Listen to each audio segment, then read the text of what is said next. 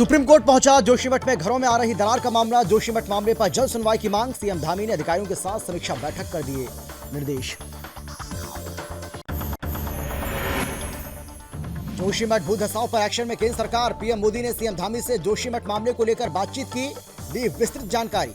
PM Modi ने हर संभव मदद का दिया भरोसा। पुलिस प्रशासन को मिली बड़ी कामयाबी। पुलिस ने चेकिंग अभियान चलाकर लूट की वारदात को अंजाम देने वाले 4 आरोपियों को रंगे हाथों पकड़ा। मामले में आरोपियों से पूछताछ जारी।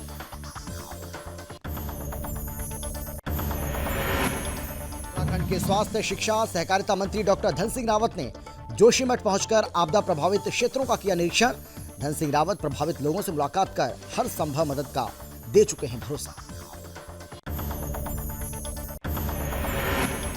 केदार घाटी में बदला मौसम का मिजाज। केदार घाटी क्षेत्र में घने कोहरे के साथ शीतलहर का प्रकोप जारी। घने कोहरे के चलते तापमान में आई भारी गिरावट। ठंड से बचने के लिए लोगों को लेना पड़ रहा है अलाव का सहारा।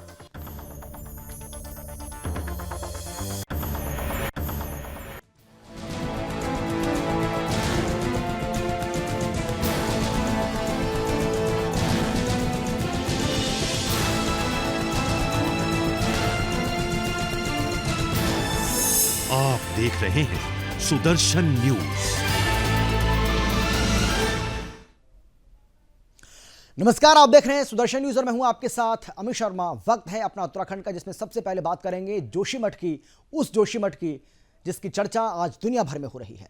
जोशीमठ में हो रहे भूधसाव को लेकर उत्तराखंड के सीएम पुष्कर सिंह धामी ने भूधसाव क्षेत्र का स्थलीय निरीक्षण करने के बाद सीएम धामी ने सचिवालय में आपदा प्रबंधन केंद्र में उच्चाधिकारियों के साथ समीक्षा की है। आपको बता दें कि जोशीमठ में जमीन धंसने की घटना के बाद केंद्र सरकार भी लगातार इस मामले में राज्य सरकार के संपर्क में है। एक रिपोर्ट आपको हम दिखाते हैं जिससे आप समझ पाएंगे कि आखिर ये पूरा का पूरा जो मामला है किस तरीके से अब लगातार सुर्खियों में बना हुआ है और इसकी मुख्य वजह क्या है। हालांकि पिछले कई दिनों से ये खबर आप जरूर देख रहे होंगे, लेकिन इसमें ताज़ा और नया अपडेट क्या है वो भी आपको दिखाते हैं। देखिए जरा।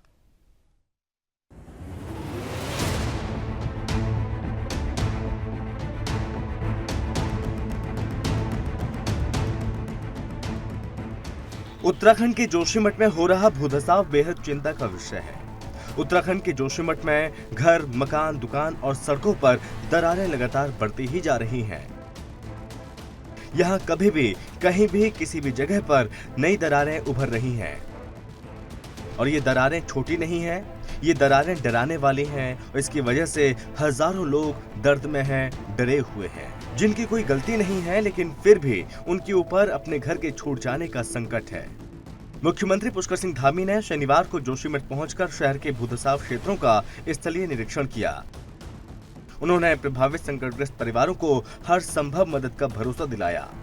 मुख्यमंत्री ने कहा कि आपदा की इस घड़ी में सरकार पूरी तरह से प्रभावित लोगों के साथ खड़ी है। इसके बाद सीएम ने जोशीमठ में हो रहे भूधसाव के उच्च अधिकारियों के साथ समीक्षा की।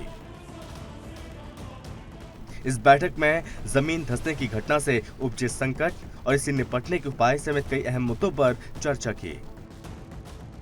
बैठक में मौजूद अधिकारियों ने बताया कि केंद्रीय एजेंसियां विशेषज्ञ लघु मध्यम और साथ ही दीर्घकालीन योजना तैयार करने में उत्तराखंड सरकार की सहायता कर रहे हैं।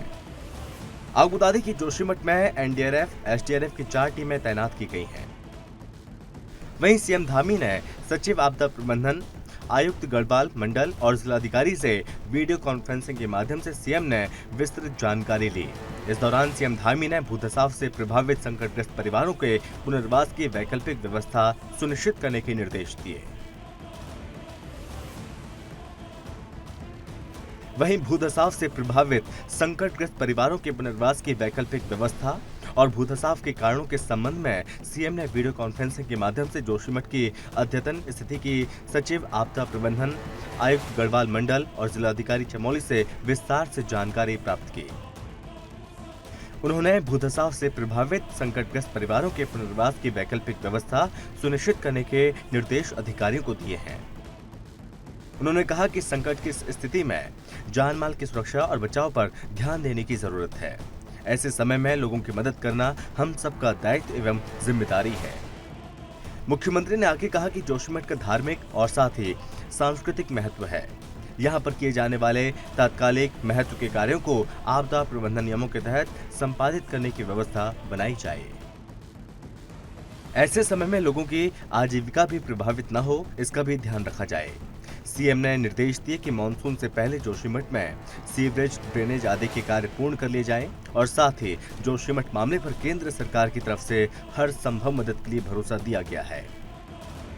हमारा पहला काम है कि जो भी लोग उस कचरे की जद में आ रहे हैं, लगभग 600 परिवार ऐसे हैं जो जहाँ से पानी का रिसाव हो रहा है, जहाँ पर दरारें पड़ रही हैं, उस एरिया में सबसे पहले उनकी सबकी जान माल की सुरक्षा हो, सबको ठीक स्थानों पर लाया जाए और जो भी बचाव के लिए जरूरी हो वो सब करने के लिए वहाँ पर आपदा प्रबंधन के हमारे सचिव और कमिश्नर लगातार कैंप कर रहे हैं। और आज यहाँ पर सभी प्रकार के जो बचाव के काम हो सकते हैं, कुछ काम ऐसे हैं कि जो तत्कालिक होने हैं, उसमें लोगों को जहाँ अगर रेस्क्यू करना पड़ा या उनके रहने के लिए अगर स्थान बनाना हो तो उसके लिए जरूरी जो काम है SDRF भी करेगी, अन्य विभाग भी करेंगे और यहाँ से भी हम लोग देख रहे हैं। और कुछ काम दीर्घकालिक हैं। ये दीर्घकालिक कामों में हमारा पीपल कोटी का क्षेत्र है, गौचर का क्षेत्र है, उस आसपास के क्षेत्र में जो नया स्थान है अगर वहाँ पर लोगों को पुनर्वास करने की आवश्यकता है।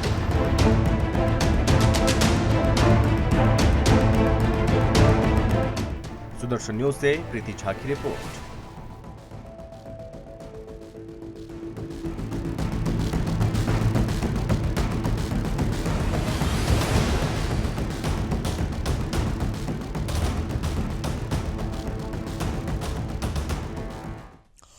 उत्तराखंड के जोशीमठ में हुए भूधसाव को लेकर देश के पीएम नरेंद्र मोदी ने सीएम पुष्कर सिंह धामी से फोन पर विस्तार से जानकारी ली है, जिसके बाद मीडिया से बातचीत करते हुए सीएम धामी ने बताया है कि प्रधानमंत्री नरेंद्र मोदी ने जोशीमठ में हुई इस घटना को लेकर हर संभव मदद का भरोसा भी दिया है।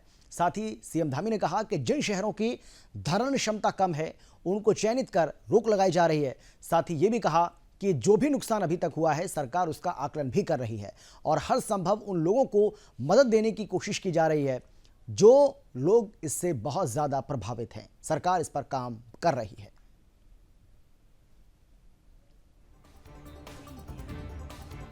समाचार आया है, उनका कार्यालय लगातार जानकारी लेता रहा है, लगातार चिंता करता रहा है और आज अभी आपसे बात से पहले माननीय प्रधानमंत्री जी ने दूरभाष पर मुझसे काफ़ी डिटेल में सारी जानकारी ली है कि कितने परिवार उसकी जद में आ रहे हैं, कितना नुकसान हुआ है, किस प्रकार से वहाँ पर पानी निकल रहा है, लोगों के विस्थापन के लिए, लोगों को सुरक्षित स्थानों पर ले जाने के लिए क्या किया गया है, राहत शिविरों में कैसे लोग रह रहे हैं, आगे कैसे उनके पुनर्वास की व्यवस्था होनी है, उन सब पर माननीय प्रधानमंत्री जी ने बहुत विस्तार से चर्चा की है और उन्होंने जोशीमठ को बचाने के लिए हर संभव प्रयास जो भी होगा हर संभव उन्होंने आश्वासन भी दिया है, विश्वास दिया है कि हर संभव वहाँ पर काम होगा उस शहर को बचाने के लिए और लोगों के लिए हर संभव सहायता का उन्होंने आश्वासन दिया है कि आप डिटेल उसका आकलन कर लीजिए।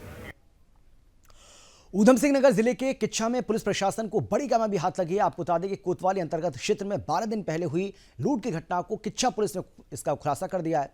पुलिस ने घटना में शामिल 4 आरोपियों को अवैध हथियारों और लूटी गई नकदी के साथ दबोच लिया है। आपको यह भी बता दें कि किच्छा के निजी राइस मिल में हुई लूट के मामले में जिले के एसएसपी मंजूनाथ टीसी ने खुलासा कर दिया है। घटना को अंजाम देने वाले 4 आरोपियों को गिरफ्तार करने के साथ ही उनसे घटना में इस्तेमाल किए गए तमंचे और अन्य सामान सहित लूटी गई नकदी भी बरामद कर ली है। आपको यह भी बता दें कि किच्छा कोतवाली क्षेत्र में बीते 27-28 दिसंबर की रात में अज्ञात बदमाशों ने राइस मिल पर धावा बोलकर चौकीदार साधा सिंह पर जानलेवा हमला कर दिया था, जिसके बाद पीड़ित ने थाने में शिकायत दर्ज की थी। पुलिस ने मामले को दर्ज कर जांच के दौरान घटना को अंजाम देने वाले आरोपियों को गिरफ्तार कर लिया। फिलहाल पुलिस ने आरोपियों को जेल भेज दिया है। वहीं मामले में आरोपियों से पूछताछ भी की जा रही है। देखिए 27 और 28 दिसंबर की रात्रि को जो बर्बरता के साथ एक खन्ना राइस मिल में केयर टेकर को पीट के बर्बरता से मार के उसके बाद 65,000 लूटने का जो घटना हुआ था उसकी आज सफलतापूर्वक अनावरण हुआ है। घटना में संलिप्त सभी चारों अभियुक्तों को हमने गिरफ्तार कर दिया। उनकी कब्जे में घटना में लूटी गई संपत्ति, विभिन्न अमाउंट्स ऑफ कैश के अलावा 315 बोर तमंचे और घटना में जो उसी राइस मिल से लूटे गए एनवीआर केबल, डीवीआर, वो सब में ना सीसीटीवी का इक्विपमेंट्स और बैग और विभिन्न कुल्हाड़ी हो गया, तमंचे और क्या बोलते हैं जाफड़, वो सारे सामान हमने बरामद कर लिया है।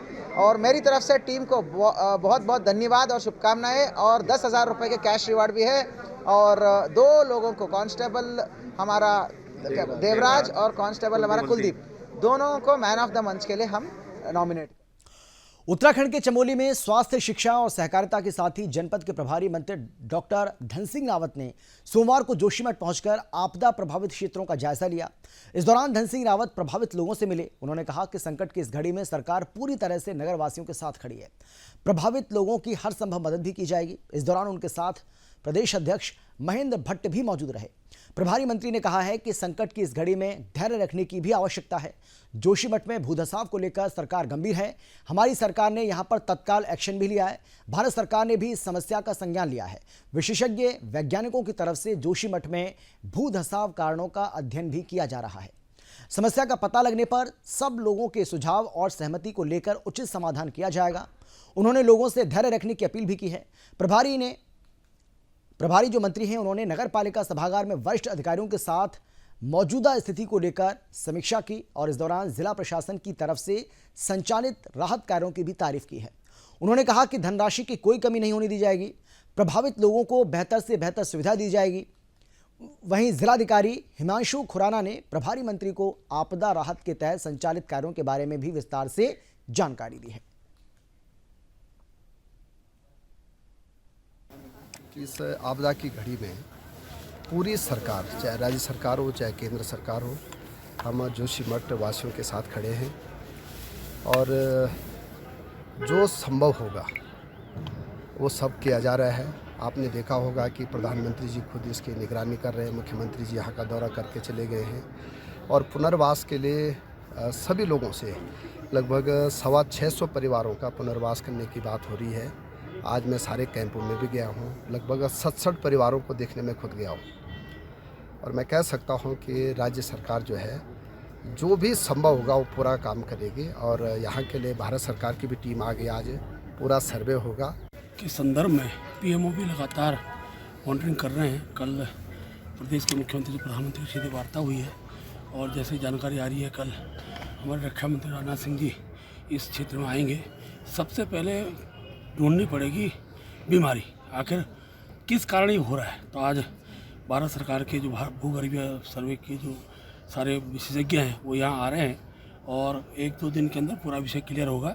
अभी प्रथम जो हमको लगता है सबसे पहले लोगों को विस्तार मूलभूत सुविधा को उनको देना, ये लक्ष्य के साथ सरकार काम कर रही है। और मुझे बताते हुए खुशी है कि मुख्यमंत्री जी हो गए, आज हमारे प्रभारी मंत्री जी आए हैं।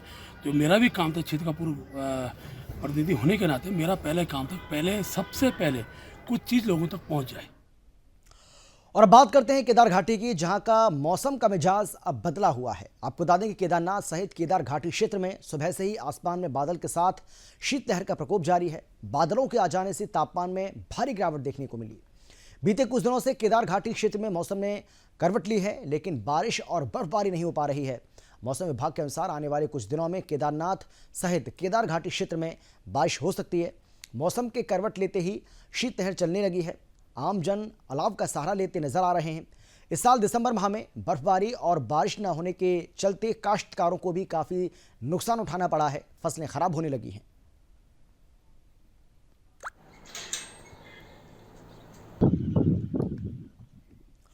उत्तराखंड के लालकुआ के गौला रोड पर बनने वाले प्रस्तावित ओवरब्रिज के प्रभावितों ने क्षेत्रीय सांसद अजय भट्ट से मिलकर उनको अपनी समस्या से अवगत कराया है। आपको बता दें कि गोला रोड पर बने रेलवे गेट पर आए दिन जाम की समस्या रहती है, जिससे आम जनता को काफी परेशानी का सामना करना पड़ता है। और इसे देखते हुए रेल विभाग ने सैद्धांतिक रूप से ROB बनाने की सहमति दे दी है। इस बीच ग्रामीणों ने मामले को लेकर क्षेत्रीय सांसद और रक्षा राज्य मंत्री अजय भट्ट से मुलाकात की और उनसे इस बारे में उचित निर्णय लेने को भी कहा है। इस पर अजय भट्ट ने आश्वासन देते हुए कहा है कि जो भी जनहित में उचित होगा वो जरूर किया जाएगा।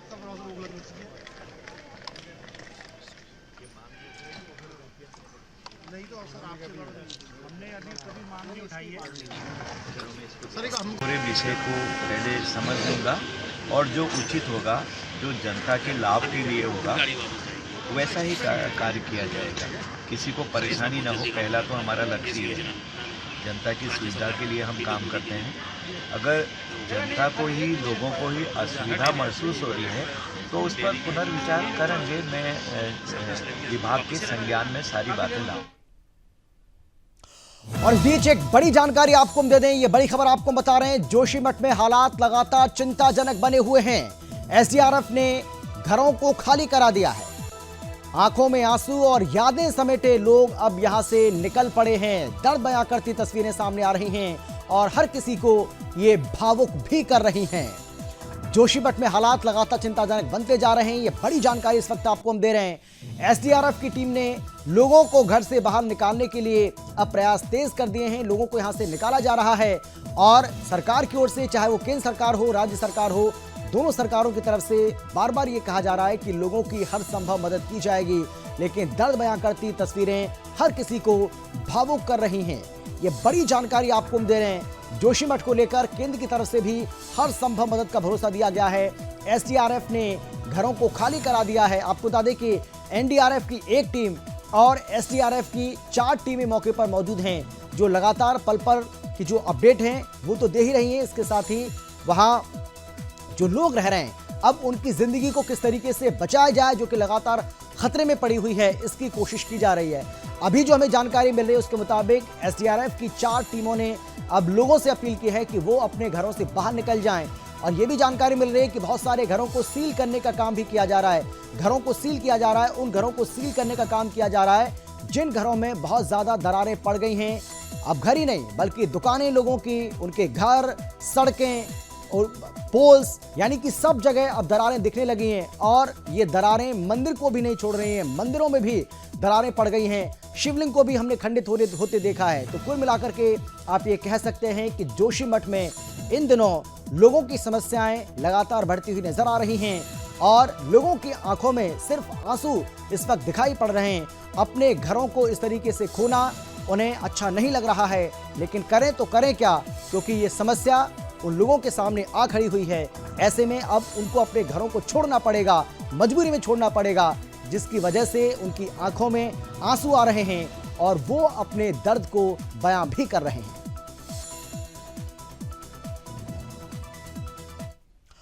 थराली में अवैध अतिक्रमण को लेकर नगर पंचायत थराली और लोक निर्माण विभाग सख्त नजर आए हैं।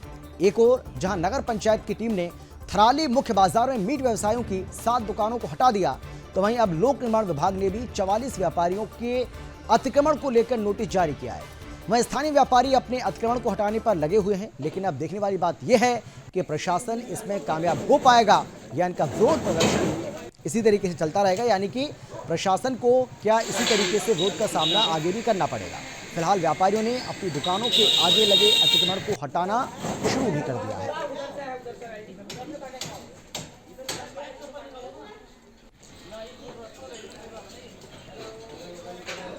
लालकुआं में ठंड का प्रकोप लगातार जारी है। पिछले कुछ दिनों से लालकुआं और इसके आसपास के ग्रामीण क्षेत्रों को घने कोहरे और धुंध ने घेर रखा है। इस क्षेत्र में ठंड का प्रकोप भी बढ़ गया है और पूरा क्षेत्र इस वक्त ठिठुर रहा है। क्षेत्र के लोग दिन भर आग का सहारा ले रहे हैं। ठंड से जनजीवन अस्त व्यस्त हो चुका है। आपको ये भी बता दें कि बीते कुछ दिनों से सर्दी और कोहरे की मार झेल रहे लालकुआं वासियों को सर्दी से राहत मिलती नहीं दिख रही है। क्षेत्र पिछले 1 सप्ताह से ठंड और कोहरे की चपेट में है, जिससे आम जनजीवन पूरी तरह से और बुरी तरह से प्रभावित हो रहा है। हालांकि शनिवार दोपहर में थोड़ी धूप जरूर खिली है, लेकिन रविवार को क्षेत्र में एक बार फिर से पूरे दिन कोहरा छाया रहा।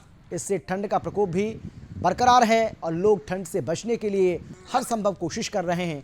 अधिकतर लोगों ने ठंड के कारण घरों से बाहर निकलना बंद कर दिया है और इससे क्षेत्र के बाजारों में रौनक कम हो गई है। दुकानदारों का कारोबार भी बहुत ज़्यादा प्रभावित हो रहा है। नगर पंचायत प्रशासन की तरफ से नगर में लगातार अलाव जलाया जा रहा है। ठंड के चलते छोटे बच्चों, बीमार लोगों को ज़्यादा परेशानी हो रही है और आने वाले दिनों में ठंड में और बढ़ोतरी होगी। ठंड के कारण किसानों की चिंता भी बढ़ गई है। किसानों को ये भय सता रहा है कि अगर ठंड और बढ़ी तो फसलों का क्या होगा। हालांकि कुछ फसलें ऐसी भी हैं जो इन दिनों ज़्यादा ठंड पड़ने से उनको फ़ायदा भी होता है। जुड़े हुए काम करने वाले टेम्पो वाले हैं और कोई काम यहाँ काम की व्यवस्था बिल्कुल ख़राब हो चुकी है, बिल्कुल काम ही नहीं हो रहा है। सूर्य देव के दर्शन हो रहे हैं, 1 हफ्ता हो गया, कड़ाके की ठंड हो रही है, सूर्य देव के दर्शन नहीं हो रहा है, 1 हफ्ता हो गया है। कोहरे की भाई साहब बहुत इतना भयंकर कोहरा हो रहा है कि रास्ता नहीं दिखती है बिल्कुल। तो कल धूप निकली थी, उसके बाद तो ठंड ऐसी हो रही थी, भयंकर ठंड हो रही थी, हालत ख़राब हो रही थी वहाँ पे। हाँ भाई साहब, राहत तो मिली है, बिल्कुल मिली है, राहत लकड़ी जल रही है, जगह जगह राहत तो मिल रही है।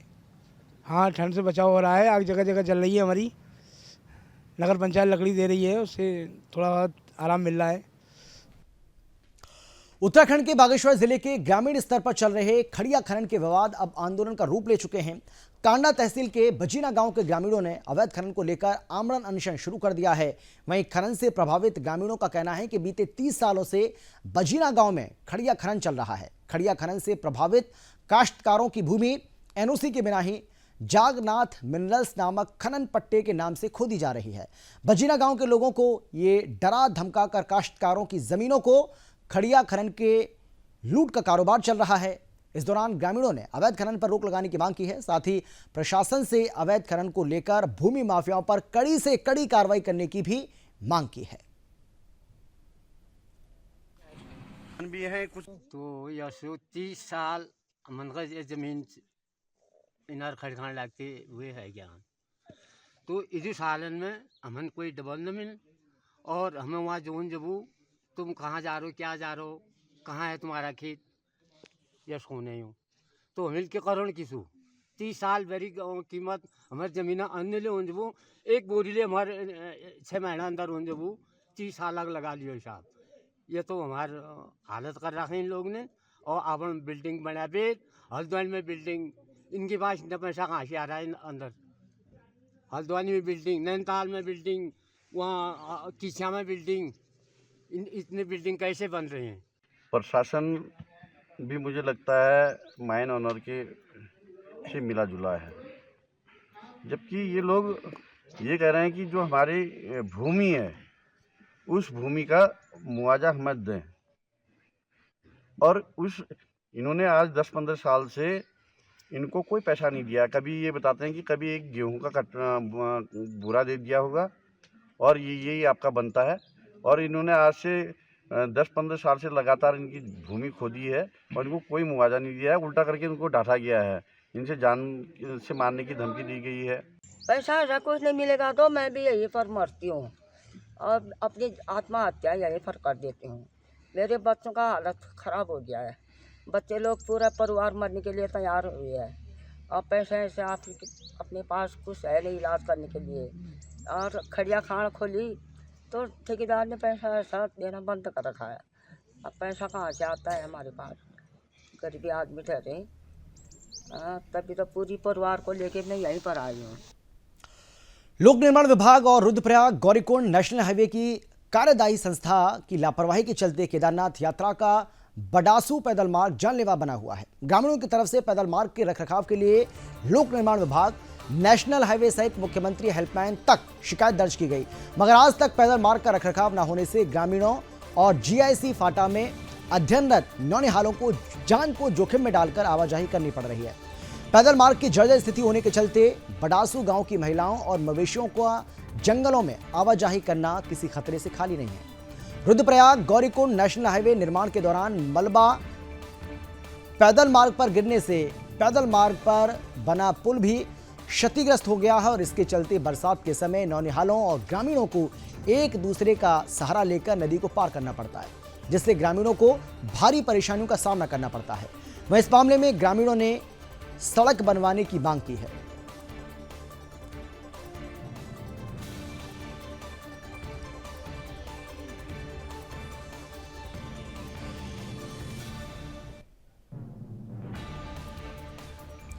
उत्तराखंड के जनपद पौड़ी जिले में उत्तराखंड लोक सेवा आयोग की ओर से आयोजित राजस्व निरीक्षण पटवारी लेखपाल परीक्षा पौड़ी में शांतिपूर्ण तरीके से संपन्न हुई। परीक्षा शांतिपूर्ण ढंग से संपन्न करवाने के लिए बॉर्डर शहर में बनाए गए 8 परीक्षा केंद्रों में इस दौरान डीएम के निर्देशों के अनुसार धारा 144 लगी रही। इस दौरान सभी परीक्षा केंद्रों के लिए नियुक्त सेक्टर और जोनल मजिस्ट्रेटों की तरफ से व्यवस्थाओं पर निगरानी बनाए रखी। आयोग की ओर से पौड़ी जिले में 40 परीक्षा केंद्र बनाए गए थे, जिसमें से पौड़ी में 8 श्रीनगर में 12, कोटद्वार में 20 परीक्षा केंद्र बनाए गए और सभी केंद्रों में परीक्षा को शांतिपूर्ण संपन्न कराने को लेकर प्रशासन की ओर से पुलिस बल को तैनात किया गया। सभी अभ्यर्थियों को परीक्षा शुरू होने से 1 घंटे पहले परीक्षा कक्षों में बैठा दिया गया था। साथ ही प्रशासन की निगरानी में शांतिपूर्ण तरीके से परीक्षा संपन्न हुई।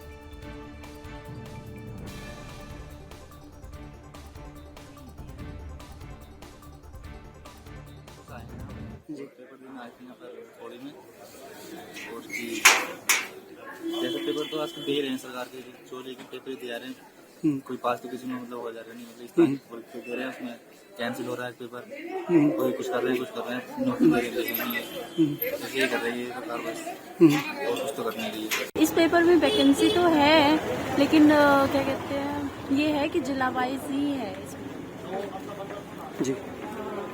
पटवारी लेखपाल का पेपर था, अच्छा आया था, जैसा सोचा था उससे थोड़ा, जैसे पुलिस का था उससे थोड़ा हार्ड आया था, और ठीक था। हिंदी भी काफ़ी अच्छी थी हिंदी, और उत्तराखंड भी ठीक ठाक थी।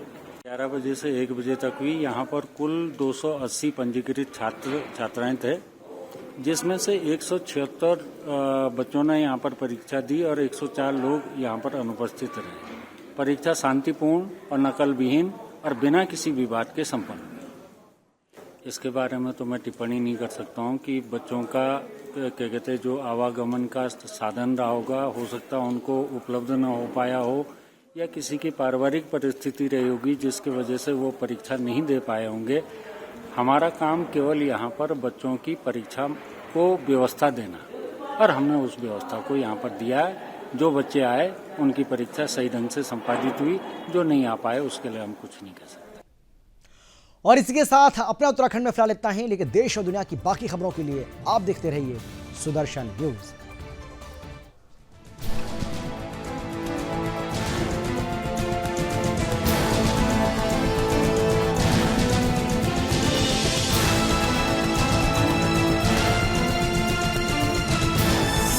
आप देख रहे हैं सुदर्शन न्यूज।